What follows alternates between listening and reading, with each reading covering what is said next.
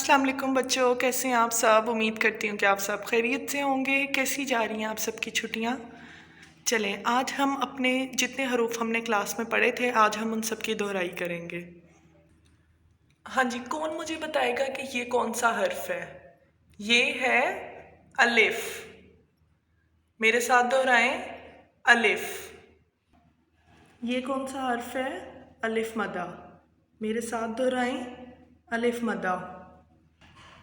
फिर बे, बे के बाद क्या आता है, पे। बे के कितने नुक्ते हैं, एक। पे के कितने नुक्ते हैं, तीन। पे के बाद आता है ते।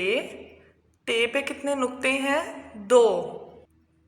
ते के बाद आता है टे। टे के बाद आता है से।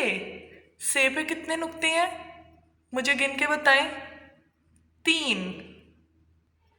बच्चों, बे की फैमिली के बाद शुरू हो जाती है जीम की फैमिली।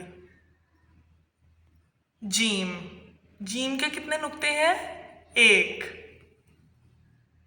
चे, चे के कितने नुक्ते हैं, तीन। हे, क्या हे पे कोई नुक्ता आता है, या आप लोग मुझे जल्दी से बताएं हे पे कोई नुक्ता आता है या नहीं। हे के बाद आता है खे। खे, खे पे कितने नुक्ते हैं, एक।